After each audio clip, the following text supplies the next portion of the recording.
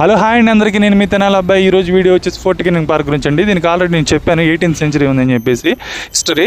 ఆ హిస్టరీలో భాగంగా 1822 సర్ స్టాంఫోర్డ్ రాఫెల్స్ అని ఆయన ఇక్కడ ఈ కొండ మీద తన బంగ్లాని బొటానికల్ గార్డెన్ నిర్మించారండి. ఆ తర్వాత ఈ కొండకు ఒక పేరు పెట్టాలని చెప్పేసి 1860లో దీనికి మన ఫస్ట్ గవర్నర్ జనరల్ అయినటువంటి ఇండియాకి చార్లెస్ కెన్నింగ్ అనే పేరు మీదుగా ఫోర్ట్ కెనింగ్ అనే పేరు పెట్టారండి. ఇది వరల్డ్ వార్ 2లో కూడా చాలా మిలిటరీ ఆపరేషన్స్కి హెడ్ క్వార్టర్స్ ఉండేదండి. అంత హిస్టరీ ఉంది దీనికి. ఇది చాలా ప్రొటెక్టివ్గా, ఇది వచ్చేసి గేట్ అండి. ఇది ఫోర్ట్ కెనింగ్ గేట్ అంటారు దీనికి. 1859లో ఒక 500 మంది పైన కూలీలతో కట్టారండి గేటు. ఇది చాలా పొడవుగా ఉంటుంది వాల్ వచ్చేసి. ఇది మెయిన్ ఎంట్రన్స్ గేట్ అనమాట ఫోర్ట్ కెనింగ్ పార్క్కి. చాలా ప్రొటెక్టివ్గా ఉండేది సీబోన్ అటాక్స్ నుంచి కాపాడుకోవడానికి.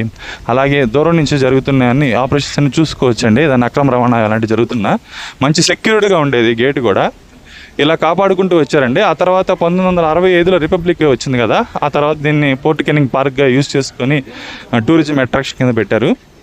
చూడొచ్చండి మనం ఇక్కడ ఈ మ్యాప్ ఉంటుంది, మ్యాప్ గైడ్ లైన్స్, మనం ఎక్కడ ఉన్నాం తర్వాత ఎటు వెళ్ళాలని. ఇదంతా పార్క్ కన్వర్ట్ చేసిన తర్వాత చాలా పెట్టారండి. ఇందులో సెంటర్స్, హాస్పిటల్స్ మొత్తం పార్క్ ఇంకా ఎస్టాబ్లిష్ చేసి అందులో ఏమేమి ఉంటాయని కూడా కింద రాశారు. మనం అంతా చూసుకోవచ్చండి.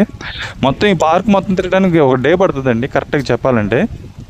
ఏదైనా వీళ్ళకి 1965 ఆగస్టు 9వ తారీఖున రిపబ్లిక్ డే కదండి. సో వాళ్ళకి ఆల్రెడీ మలాయ్ కింగ్లు కూడా ఇంతకుముందు ఈ కొండ మీద చాలా రోజులు ఉన్నారు. జపనీస్ కూడా దీన్ని కొన్ని రోజులు రూల్ చేశారు. ఫైనల్గా 1965లో వీళ్ళు స్వతంత్రం పొందారండి.